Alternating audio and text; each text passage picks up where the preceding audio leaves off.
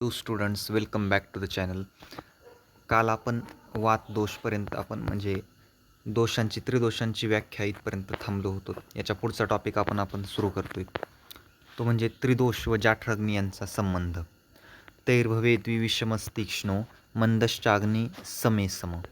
आपल्याला माहीत आहे त्रिदोषांचा व जाठराग्नीचा फार जवळचा संबंध आहे. तर तो कशा प्रकारे आहे तर या श्लोकामध्ये आपल्याला सांगितलेलं आहे. सर्वात पहिले आहे विषम अग्नी. 4 प्रकारच्या अग्नी सांगितलेले आहेत: विषम अग्नी, तीक्ष्ण अग्नी, मंद अग्नी व सम अग्नी. आपण एक एक पाहूयात व्यवस्थित. तर विषम अग्नी, विषमो सम्यग या पशु सम्यग यापी चिरात पचेत. म्हणजे काय तर तुम्ही जे अन्न घेतलेलं आहे, तुम्ही नावातच आहे बघा, प्रत्येक अग्नीमध्ये त्याचं जर आपण नाव व्यवस्थितपणे समजून घेतलं तर त्याचं कार्य काय आहे हे लगेच आपल्याला पटकन समजून येईल. नावातच आहे विषम अग्नी. विषम म्हणजे जे सम नाही. ज्या प्रकारे सम अग्नी काम करतं त्याच्या विरुद्ध हे विषम अग्नी काम करणार आहे. म्हणजे कसं तर योग्य पद्धतीने घेतलेले अन्न उशिरा पचवणे, तसेच अयोग्य पद्धतीने घेतलेले अन्न हे लवकर पचवणे, आणि म्हणूनच याला विषम म्हणले नाही. बघा, जनरली व्हायला काय पाहिजे होतं की जे अन्न तुम्ही योग्य पद्धतीने घेतलेलं आहे, म्हणजे समजा जर तुमची जेवणाची वेळ, आता बघा जेवणाची ही प्राकृत वेळ आपल्याला डिव्हाइड करून दिलेली आहे. दिवसभर जेवण आपल्याला संध्याकाळी 7-8च्या पुढं तर जेवण्यासाठी मना केलेलं आहे. कारण जोपर्यंत सूर्याचा प्रकाश आहे, सूर्याची किरण आहे, तोपर्यंतच आपलं रात्रीचा आहार झाला पाहिजे असं सांगितलं जातं. पण काही जण 2ला, 2:30ला, 3ला जेवतात. मग हे तर चुकीचं आहे ना. तर तो अयोग्य पद्धतीने घेतलेला आहार लवकर पचतोय इथं, आणि योग्य पद्धतीने घेतलेला आहार, सकाळी जेवलेला योग्य पद्धतीने घेतलेला आहार उशिरा पचतोय. म्हणजे हे तर पुरेपूर उलटं झालं ना. मग म्हणूनच विषम अग्नी नावातच पडलेले काय त्याच्या विषम, जे सम अग्नीच्या विरुद्ध काम करते, म्हणूनच तर त्याला विषम म्हणणार आहे आपण.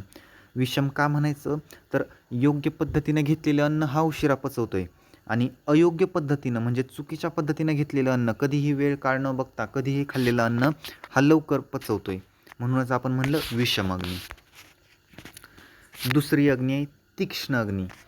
नावातच आहे तीक्ष्ण म्हणजे एकदम कडक आहे.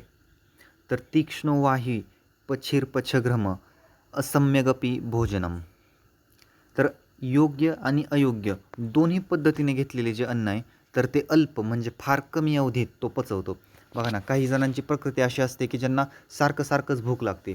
आत्ता जेवलं तरी ते लगेच जेवत बसतात. म्हणजे त्यांची जी अग्नी आहे तर ती फार तीक्ष्ण आहे. तीक्ष्ण अग्नी असल्यामुळं ते तुम्ही योग्य पद्धतीने आहार घ्या. तुम्ही सकाळी 8ला जेवा, नाही तर रात्री 2ला उठून जेवा.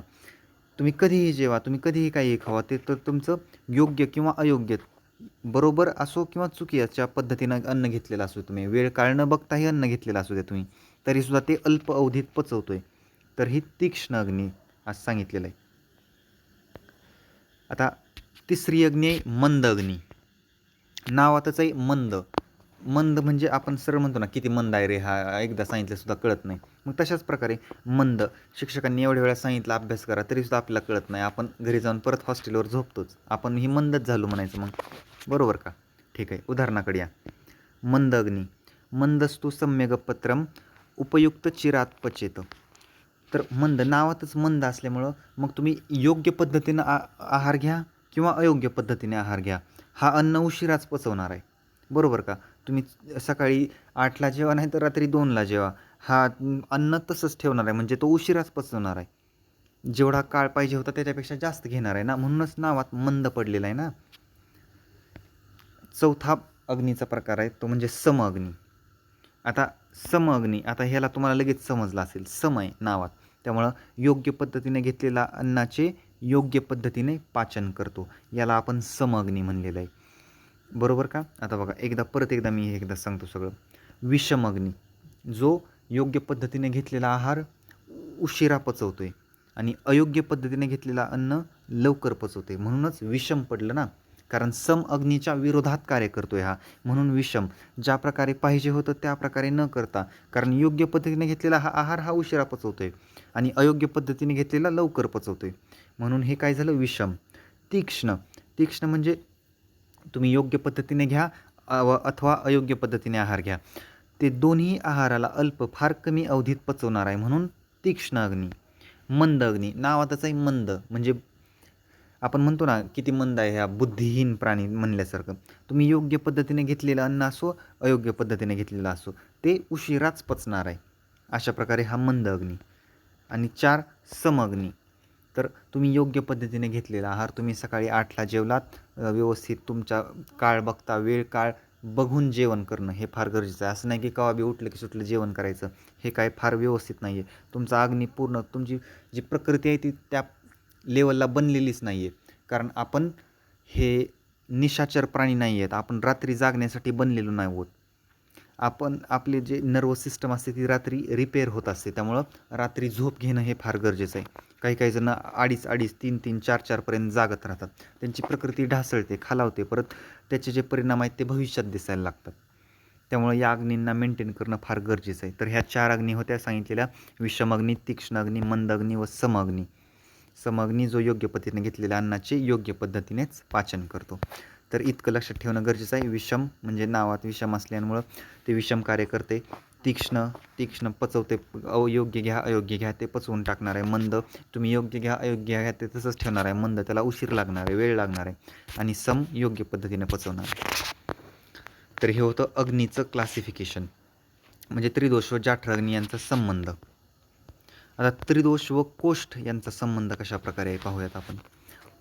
कोष्ठ या शब्दाचा अर्थ होतो, आपल्याला 8 कोष्टांग सांगितलेले आहेत सुश्रुतांनी. बघा, सुश्रुतांनी 8 सांगितलेले आहेत आणि चरकांनी 15 सांगितलेले आहेत. स्थानान्यम अग्निपक्वांना मूत्रस्य रुधिरस्य हृदय उंड फुफ्फुसश्च कोष्ठित्यभिधीयते. हा श्लोक आहे सुश्रुतांचा आणि याच्यात त्यांनी 8 कोष्ठ सांगितलेत. कोष्ठ म्हणजे काय की बाबा, तर मोकळी जागा, कॅनाल म्हणायला हरकत नाही किंवा चॅनल्स म्हणायला हरकत नाही कोष्ठाला. कोष्ठ म्हणजे रिकामी जागा, तिथं पोकळ जागा, त्याला म्हणलं आपण कोष्ठ. तर कोष्ठ किती प्रकारचे आहेत? तर कोष्ठ हे 3 प्रकारचे आहेत. कोष्ठ क्रूरो मृदू मध्यस्था ते समीरपी, हे 3 प्रकारचे कोष्ठ सांगितलेले आहेत. जो क्रूर कोष्ठ असतो तर तो वात प्रकृतीमध्ये प्रधान असतो. मृदू कोष्ठ हा पित्त प्रधान प्रकृतीमध्ये असतो आणि मध्य कोष्ठ हा कफामध्ये असतो. आता त्रिदोषांचे, आपण बऱ्याच वेळा त्रिदोष म्हणलं, या त्रिदोषांचे गुण काय आहेत नेमके हे आपण एकदा पाहूया. त्याच्यावरती एकदा नजर टाकली तर व्यवस्थित होऊन जाईल. वात दोष. आता वाताचे गुण सांगितलेले आहेत आपल्याला. वात कशा प्रकारचा असतो, त्याचे गुण आहेत. आपण म्हणतो ना, एखादा हुशार विद्यार्थी आणि एखादा ढ विद्यार्थी आहे. मग हुशार विद्यार्थ्याचे काय गुण असतील, किंवा तो रोजचा अभ्यास रोज करतोय, शिक्षकांनी सांगितलेलं सगळं ऐकतोय, घरी जाऊन होमवर्क करतोय. मग हे झाले हुशार विद्यार्थ्याचे गुण. त्याच उलट ढ विद्यार्थ्याचे गुण काय? तो अभ्यास करत नाही, शिक्षकांना उलटं बोलतो, शिक्षकांचं ऐकत नाही, स्वतःही अभ्यास करत नाही, दुसऱ्यालाही अभ्यास करू देत नाही, रूमवर जाऊन नुसतं झोपतो. अशा प्रकारे आपण गुण सांगतो. मग हुशार आणि ढ या विद्यार्थ्यामध्ये जसं आपण क्लासिफाय केलं त्यांच्या गुणानुसार, तसेच त्रिदोषांचेही गुण आहेत. तर ते एकदा आपण पाहू. वात दोषाचे गुण सांगितलेले आहेत वाताचे. तत्र वृक्षो लघुशीत खर सूक्ष्मश्चलो अनिल. वृक्ष या शब्दाचा अर्थ होतो ड्रायनेस. तर वाताचा काय गुण आहे? पहिला ड्रायनेस, वृक्ष. लघु म्हणजे स्मॉल. शीत म्हणजे थंड, हा वाताचा गुण आहे. खरं म्हणजे रफ सरफेस. आपण म्हणतो काय, समजा एखादा गोष्ट, दगड जर हातात घेतला आणि त्याच्यावरती जर हात फिरवला तर तो खर आहे, रफ आहे, त्याला रफनेस आहे, तर खर. सूक्ष्म म्हणजे अतिशय लहान, जी डोळ्यांना दिसणारी नाही आहे गोष्ट. 2 गोष्टी असतात, एक असते स्थूल आणि एक आहे सूक्ष्म. स्थूल गोष्टी डोळ्यांनी, चक्षुरेंद्रियांनी दिसू शकतात, पण सूक्ष्म गोष्टी दिसणार नाहीत. त्याला आपल्याला एकतर कंपाऊंड मायक्रोस्कोप किंवा इलेक्ट्रॉन मायक्रोस्कोप अशा ॲडव्हान्स टेक्निक घेऊन पाहावे लागतील. कारण बॅक्टेरिया आणि व्हायरस आपल्याला डोळ्यांना तर दिसत नाहीत, पण याचा अर्थ असं नाही की ते नाहीत, फक्त आपल्या डोळ्यांना दिसत नाही आहेत ते. त्याला ॲडव्हान्स टेक्नॉलॉजी वापरून पाहावं लागणार आहे. मग तसं वातदोष. वायू हा तुम्हाला दिसतो का डोळ्यांनी? नाहीच की दिसत, त्यामुळं सूक्ष्म म्हणलेलं आहे त्याला. सूक्ष्मश्चलो अनिल. पित्त. आता पित्ताचे गुण आहेत बघा. पित्तम सस्नेह तीक्ष्ण उष्ण लघु विस्त्रम सरद्रवम. पित्ताचे गुण काय दिले आहेत बघा. सस्नेह म्हणजे स्निग्धता देणं, हे पित्ताचा गुण आहे. तीक्ष्ण आपण आधी बघितलं तीक्ष्ण अग्नीमध्ये इथं. तर ज्यांची पित्त प्रकृती असते त्यांची तीक्ष्ण म्हणजे अग्नी असते. त्या तीक्ष्ण अग्नीमुळं त्यांचं जे पाचन आहे तर ते लवकर होतं. तीक्ष्ण. उष्ण म्हणजे उष्णच, गरम, हीट. लघु म्हणजे लहान, विस्त्र, सरद्रवम. विस्त्र या शब्दाचा अर्थ होतो वास येणे, एखादा उग्र वास येणे, त्याला विस्त्र म्हणतात. विस्त्र सरद्रवम. हे पित्त, हे पित्ताचे गुण सांगितले होते. कफाचे गुण पाहूयात आपण. कफाचे गुण आहेत स्निग्ध शीतो गुरुमंद श्लक्ष्णो मृत्स्न स्थिर कफ. कफाचा गुण आहे स्निग्ध, स्निग्धता देणे कफाचा गुण आहे. शीतो थंडवा, थंड. गुरु म्हणजे गुरुब्रहणे म्हणजे गुरुत्व देणं. कफ हा आपण कफाचं जर पांचभौतिक कंपोजिशन पाहिलं तर ते काय आहे, तर ते आहे पृथ्वी प्लस वायू. हे आहे कफाचं कंपोजिशन आणि त्यामुळं तो गुरु आहे. पृथ्वी असल्यामुळं गुरुत्व, कारण पृथ्वीची जी प्रॉपर्टी आहे, पृथ्वीचा जो गुण आहे तर तो गुरुत्व, जडत्व प्राप्त करून देणं आहे असं. मंद, श्लक्ष्ण आहे, मृत्स्न आणि स्थिर आहे, हे कफाचे गुण आहेत. तर वात, पित्त आणि कफ या तिघांचे हे अष्टांग हृदयनुसार दिलेले गुण आहेत. हे लक्षात ठेवणं मस्ट इम्पॉर्टंट आहे, कारण हे लिहावं लागतं आपल्याला एक्झाममध्ये. कारण LAQ समजा वात दोषाचे निरुक्ती लिहून, वात दोषाचे गुण लिहून, वात दोषाचे प्रकार एक्सप्लेन करा. मग तिथं गुण म्हणल्यावर हा श्लोक इथं लिहिणं गरजेचं आहे. मग वात विचारतील, पित्त विचारतील, कफ विचारतील, ती पुढची गोष्ट. तर हे होतं त्रिदोषांचे गुण.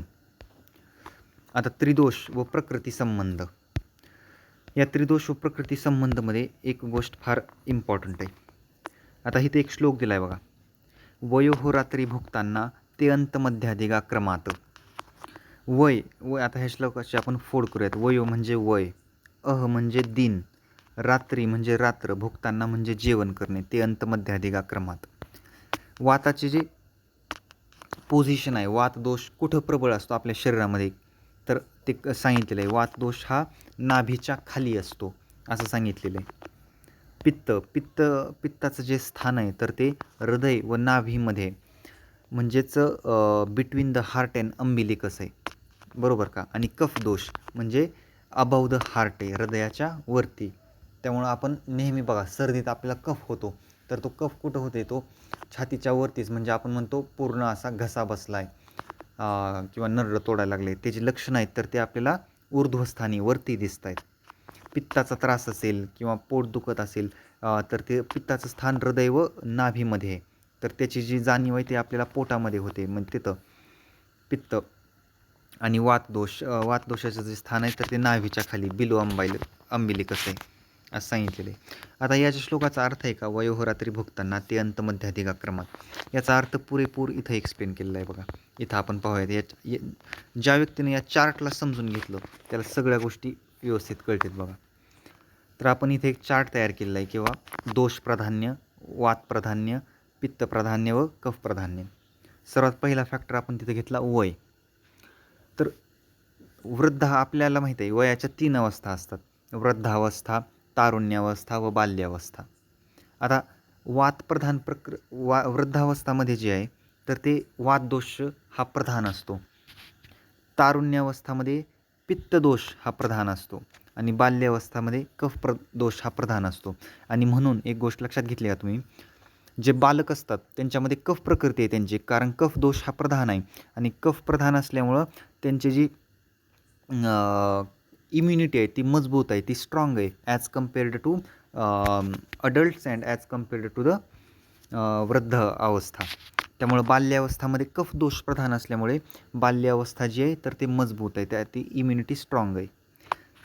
दुसरा फॅक्टर आपण घेतला दिवस किंवा आता हे तर झालं आपण वयानुसार सांगितलं की कुठं वात आणि पित्त आणि कफ हे प्रबळ आहेत. आता दिवसानुसार सांगायचं झालं तर बघा, वातदोषाचं सायंकाळी म्हणजे 2 ते 6 PM, दुपारपासून ते 6पर्यंत, जोपर्यंत सूर्य मावळत नाही आहे तोपर्यंत, म्हणजे ते सायंकाळपर्यंत वातदोषाचं प्राधान्य आहे. दुपारी एकदम कडक उन्हात 10 ते 2पर्यंत त्यामध्ये पित्त प्राधान्य आहे. आणि सकाळ म्हणजे 6 ते 10पर्यंत कफ प्रधान आहे. म्हणजे बघा आपण जर समजा आता वातदोषाचा जो काळ आहे तर तो सायंकाळी 2 ते 6 PM सांगितलेला आहे. पित्तदोषाचा जो काळ आहे तो 10 ते 2 PM ला सांगितलेला आहे. कफ प्रधानचा जो काळ आहे तर तो 6 ते 10 AM ला सांगितलेला आहे. आता हेच रात्रीचं बघा कसं आहे, रात्रीला याच्या उलटं होतं, कारण PMच्या जागी AM येतं ना. वात प्रधान रात्रीमध्ये पहाटे जर आपण 2 ते 6 पाहायचं झालं तर त्या 2 ते 6 मध्ये वात हा दोष प्रधान असतो. 10 ते 2 मध्ये पित्त प्रधान असतो. म्हणजे 10 AM टू 2 PM असं, सॉरी 10 PM टू 2 AM हे पित्त प्रधान असतं मध्यरात्री. आणि कफ प्रधान जे आहे तर ते 6 ते 10 PM मध्ये कफ प्रधान असतं. आता एक गोष्ट लक्षात घ्या इथं, आपल्याला आपण जर समजा 6च्या नंतर उठत असतो, समजा 7ला उठतोय, 8ला उठतोय, 9ला उठतोय किंवा 10ला उठतोय, तर याचा अर्थ काय होतोय बघा, 6 ते 10 AM मध्ये कफ प्रधान आहे. म्हणजे तुम्ही 6च्या जर पुढं उठला, जर रोज तुम्ही 8 वाजता उठतोय तर तुम्हाला कॉन्स्टिपेशन सारखे प्रॉब्लेम होणार. याचं कारण काय बघा, कारण वात दोष कुठल्या दिवस आणि रात्रीमध्ये कुठल्या वेळेमध्ये प्रबळ आहे, तर वात दोष हा प्रबळ आहे पहाटे 2 ते 6 AM मध्ये. म्हणजे जर तुम्ही 6च्या आत उठलात तरच तो वात दोष तुमच्या शरीरामध्ये प्रबळ आहे. आणि वात दोषाची ॲक्टिव्हिटी ही चांगल्या प्रकारे झाली तरच कारण आपल्याला माहीत आहे 5 प्रकारचे दोष आहेत वाताचे: प्राण, व्यान, उदान, समान आणि अपान. मग ते सगळे दोष प्रधान असतील तरच आपल्याला कॉन्स्टिपेशनसारखे प्रॉब्लेम्स होणार नाहीत. पण तुम्ही उठतायच कफ प्रकृतीच्या काळात, मग तुमची प्रकृती कशी मेंटेन राहील बरं? तर हे असं, ही गोष्ट समजून घेणे पाहिजे. हे अप्लाइड ॲस्पेक्ट असे आपल्याला कळाले पाहिजेत. त्यामुळं वात दोषाच्या म्हणजे वात प्रकृतीमध्ये वात दोष जेव्हा प्रबळ आहे तेव्हा उठणं गरजेचं आहे. कारण जर तेव्हा आपण उठलो तरच आपली प्रकृती जी आहे तर ती मेंटेन राहणार आहे. कारण वात दोषाची हालचाल झाली तरच ते अन्न जे आहे तर ते पुढं सरकणार आहे, डायजेशन आणि ॲब्झॉर्प्शनच्या प्रोसेस व्यवस्थित होणार आहेत. तर ही गोष्ट इथं लक्षात घ्या. ह्याचे जे टायमिंग दिलेले आहेत हे फार महत्त्वाचे आहेत. वात, पित्त, कफ म्हणजे वयानुसार आपण जो हा श्लोक बघितला ना खाली, वयोरात्री भुगताना ते अंतमध्याधिक्रम, ह्या श्लोकाला पूर्णपणे या टेबलमध्ये एक्सप्लेन केलेलं आहे बघा. वयानुसार, दिवसानुसार, रात्रीनुसार. आणि आता भोजनोत्तर म्हणजे भोजन केल्यानंतर कुठला दोष प्रबळ आहे, कसा आहे ते आपण पाहूयात. तुम्ही जेव्हा भोजन केल्यानंतर 4 ते 6 तास, भोजन केल्यानंतर 4 ते 6 तास जो आहे तर तो वात दोष हा प्रधान असतो. परत त्याच्यानंतर 2 ते 4 तास जो आहे म्हणजे वात दोषाच्या 4 ते 6 तासानंतर 2 ते 4 तास पित्त प्रधान असतो. आणि त्या 2 ते 4 तासानंतर कफ प्रधान. म्हणजे भोजनानंतर पहिले 4 ते 6 वात प्रधान आहेत, परत पुढचे 2 ते 4 तास हे पित्त प्रधान आहेत आणि त्याच्या पुढचे 1 ते 2 तास हे कफ प्रधान आहेत. अशा प्रकारे लक्षात ठेवा. 5वा फॅक्टर आपण आहे घेतला अग्नी. वात प्रधान प्रकृतीची जी अग्नी असते तर ती कशी असते, विषम असते. आता लक्षात कसं ठेवायचं बघा, वात, वी फॉर वात आणि वी फॉर विषम, व येते, त्यामुळे ते तुम्ही लक्षात ठेवू शकता. तसं पित्त नावातच आहे, पित्त असल्यामुळे त्याची जी अग्नी आहे तर ती तीक्ष्णच असणार आहे. कारण पित्तप्रधान प्रकृतीमध्ये त्यांना जे आहे ती सारखी भूक लागते. कारण पित्ताचा आपण गुणच बघितला, सस्नेहम तीक्ष्ण उष्ण, इथंच बघितलं ना, पित्तम सस्नेह तीक्ष्ण उष्ण लघुविस्तर सरद्रम. त्यामुळे यांची जी अग्नी आहे तर ती तीक्ष्ण उष्ण असल्यामुळं ते अन्नाचं लवकर पाचन करते. त्यामुळं पित्त प्रकृती असणाऱ्या व्यक्तींना जे ती भूक लवकर लागते. आणि म्हणून त्यांची अग्नी जी कशी आहे तर ती तीक्ष्ण अग्नी आहे. तीक्ष्ण अग्नी असल्यामुळेच त्यांना भूक लागते, कारण अन्नाचं पाचन जे आहे तर ते लवकर केलं जातं. कफप्रधान प्रकृतीमध्ये अग्नी जो आहे तर तो मंद सांगितलेला आहे. आणि म्हणून आपण बऱ्याच वेळा पाहतो जे बालक आहेत ते फारसं जेवत नाहीत, कारण त्यांचा जो अग्नी आहे तो फार मंद आहे. आणि मंद असल्यामुळे त्यांचं जे पाचन आहे तर ते उशिरा होते. आणि म्हणून ते सारखं टाळाटाळ करतात, खेळत बसलेले असतात किंवा त्यांचं जेवणाव्यतिरिक्त दुसऱ्या गोष्टींकडे लक्ष असतं, कारण त्यांचा अग्नी मंद आहे. आणि मंद असल्यामुळं तो जेवणाला उशिरा पचवणार आहे. ठीक आहे. 6वा फॅक्टर आहे कोष्ठ. कोष्ठ आपण 3 प्रकारचे पाहिले होते, क्रूर, मृदू आणि मध्य. तर वातप्रधान प्रकृतीमध्ये क्रूर कोष्ठ आहे, पित्तप्रधान प्रकृतीमध्ये मृदू कोष्ठ आहे आणि कफप्रधान प्रकृतीमध्ये मध्य कोष्ठ आहे. 7वा फॅक्टर आणि शेवटचा फॅक्टर आहे प्रकृती. आता नेमकी प्रकृती कुणाची मजबूत आहे, कुणाची उत्तम आहे, कुणाची हीन आहे, हे कसं ठरवायचं बघा. तर वृद्धावस्थामध्ये सांगितलेलं आहे की वृद्धावस्थामध्ये म्हणजे वातप्रधान प्रकृतीमध्ये जी आहे तर ती हीन प्रकृती असते, कारण वात दोष हा फार वाढलेला असतो. पित्त प्रधानमध्ये मध्यम असते. जर तुमची वात प्रकृती आहे तर तुमची जी प्रकृती असणार आहे तर ती हीन दर्जाची असणार आहे. जर पित्त दोष आहे तर तुमची प्रकृती ही मध्यम दर्जाची असणार आहे. आणि जर तुम्ही कफ दोषामध्ये असताल तर तुमची जी प्रकृती आहे, तुमच्या शरीरामध्ये जर कफ दोष असेल, त्याचं कफ दोषाचं जर प्रिडॉमिनन्स असेल, तर तुमची जी प्रकृती आहे तर ती कशा प्रकारे असणार आहे, उत्तम असणार आहे. आणि म्हणून तुम्ही एक गोष्ट पाहिली का बघा, बाल्यांमध्ये कफप्रधान बाल अवस्थामध्ये आहे आणि काय सांगितलेलं आहे, त्यांची प्रकृती ही उत्तम असते. त्यामुळं जे 18 वर्षापर्यंतचा जो वयोगट आहे किंवा त्यांना बाल्यावस्था आपण म्हणतो, 16पर्यंत किंवा 18पर्यंत, 16, 17, 18पर्यंत ही जी बाल्यावस्था आहे, या बाल्यावस्थेमध्ये कफप्रधान असल्यामुळे 16पर्यंत त्यांची जी त्वचा आहे ती एकदम टवटवीत असते आणि ते एकदम असे मजबूत असतात. तर त्याचं कारणच काय आहे, की कफ दोष असल्यामुळे त्यांची प्रकृती ही सुद्धा फार उत्तम आहे, त्यांची इम्युनिटीसुद्धा स्ट्रॉंग आहे. पित्त म्हणजे जे अडल्ट्स आहेत, त्या अडल्टामध्ये पित्तप्रधान आहे तारुण्यावस्थामध्ये, तर त्यांची जी प्रकृती आहे तर ती कशी आहे, मध्यम सांगितलेली आहे, बरोबर. आणि वातप्रधानमध्ये तर ती प्रकृती हीन आहे. आणि हीन असल्यामुळे तुम्ही बघा पाहिलं का, जे म्हातारी माणसं आहेत त्यांच्यामध्ये वातदोष प्रबळ आहे आणि वातदोष प्रबळ असल्यामुळे त्यांना बरेच वातदोषासंबंधीचे डिसिजेस होतात. संधिवात असेल, जॉईंट पेन असेल किंवा इतरत्र बऱ्याच अजून गोष्टी असतील त्या त्यांना उद्भवाव्या लागतात. तर ते वातदोषाच्या प्रधानामुळं होणार आहे आणि म्हणून त्यांची जी प्रकृती आहे तर ती कशी आहे, तर ती हीन प्रकृती आहे. ठीक आहे. तर ते आज आपण इथपर्यंत एवढं पाहिलं. याच्यामध्ये आज आपण त्रिदोष व प्रकृतीचा संबंध पाहिलेला आहे. ओके, नेक्स्ट लेक्चरला आपण नेक्स्ट टॉपिक सुरू करू. थँक्यू.